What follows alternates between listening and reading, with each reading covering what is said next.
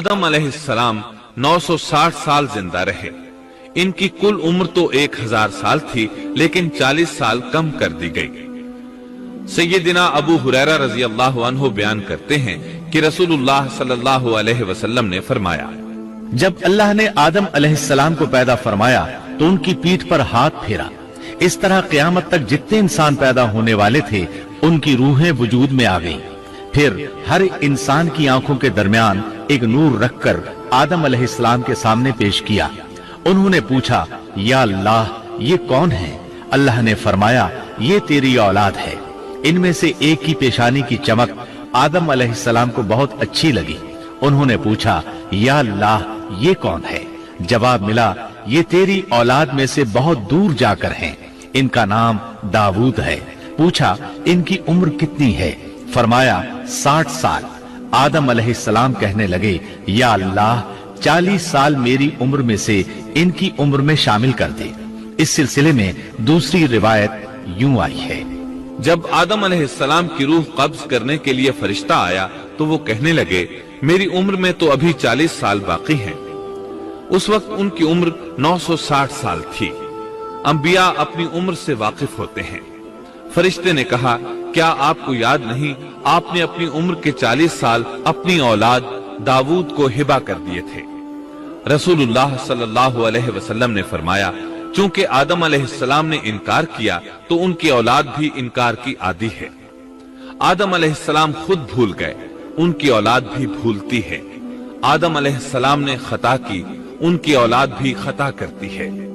हाबील के कत्ल के बाद अल्लाह ताला ने आदम और हव्वा अलैहिस्सलाम को इसका नेमुल बदल अता किया। इसका नाम उन्होंने शीस रखा। शीस का मतलब है अल्लाह का दिया हुआ तोहफा। हाबील के कत्ल पर आदम और हव्वा अलैहिस्सलाम दोनों बहुत गमगीन हुए, इसलिए अल्लाह ने बदले में उन्हें शीस अलैहिस्सलाम अता फरमाए।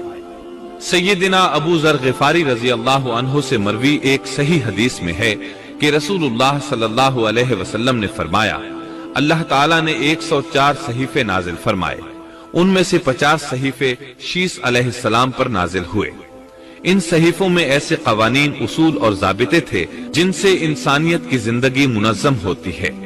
शीस अलैहिस्सलाम ने आदम अलैहिस्सलाम से इल्म हासिल किया, लेकिन आदम अलैहिस्सलाम का तमाम इल्म वो हासिल न कर सके, इसलिए कि आदम अलैहिस्सलाम ने बिल मुशाफहा अल्लाह ताला से इल्म हासिल किया था और बहुत सी अशिया का इल्म अल्लाह ताला ने उन्हें सिखा दिया था। इसलिए वो तमाम उलमा से बढ़कर आलिम थे। शीस अलैहिस्सलाम ने आदम अलैहिस्सलाम से उलूम सीखकर लोगों को सिखाए। लोगों ने उनसे मुख्तलिफ उलूम, फनून और पेशे सीखे। उन्हें शहरों में रहने सहने के बारे में तालीम दी। दिन रात के हिसाबात से उन्हें आगाह किया और उन्हें बताया कि किन औकात में वो अल्लाह की इबादत करें और इबादत के तरीके उन्हें सिखाए। अहादीस में इसकी वजाहत मिलती है।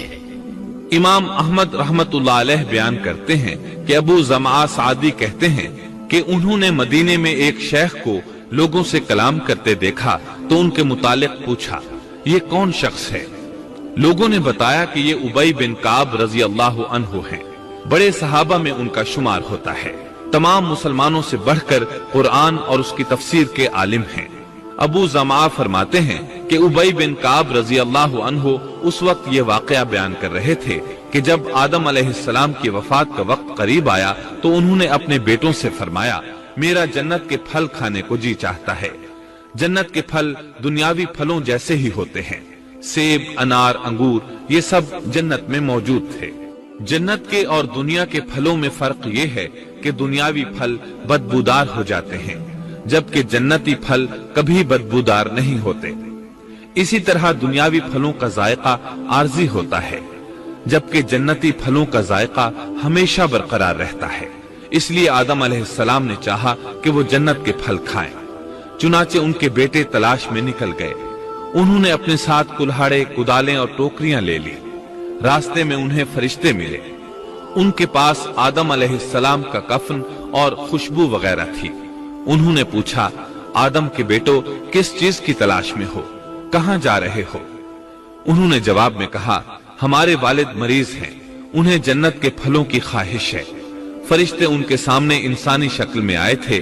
उनकी बात सुनकर बोले, वापस जाओ, तुम्हारे वालिद फौत होने के करीब हैं। अब उनमें इतनी ताकत नहीं रही कि फल खा सकें। जब फरिश्ते आदम अलैहिस्सलाम की रूह कब्ज करने के लिए आए तो हव्वा अलैहिस्सलाम ने उन्हें पहचान लिया। वो बुलंद आवाज से आदम अलैहिस्सलाम को पुकारने लगी, उनके साथ चिमड़ गईं। आदम अलैहिस्सलाम बोले, मुझसे अलग हो जाओ, पहले भी मुझे तुम्हारी वजह से मुसीबत पहुंची थी। मेरे और मेरे रब के फरिश्तों के दरमियान से हट जाओ। फिर फरिश्तों ने आदम अलैहिस्सलाम की रूह कब्ज की, उन्हें गुस्ल दिया, कफन पहनाया, खुशबू लगाई, आपकी कब्र खोदी। फिर उन्होंने आदम अलैहिस्सलाम की नमाज जनाजा अदा की। उसके बाद उन्हें कब्र में उतारा, फिर ऊपर मिट्टी डाल दी और बोले, आदम के बेटो, तुम्हारे लिए यही तरीका है। उस वक्त तक लोग कफन दफन के अहकामात से वाकिफ नहीं थे। उन्हें इल्म न था कि काबिल ने अपने भाई को कैसे दफन किया था, इसलिए फरिश्तों को भेजा गया ताकि तदफीन का तरीका बता दें। तो इस तरह इंसान को दफन करने का तरीका मालूम हुआ जो फरिश्ते लेकर आए थे। आदम अलैहिस्सलाम ने अपनी 960 साल की मुकम्मल जिंदगी में सिवाय उस दरख्त का फल खाने के और कोई खता नहीं की। आपकी वफात के 1 साल बाद हव्वा अलैहिस्सलाम भी वफात पा गईं। ये था हमारे बाप सैयदिना आदम अलैहिस्सलाम का उसवा और सीरत तैयबा का हाल।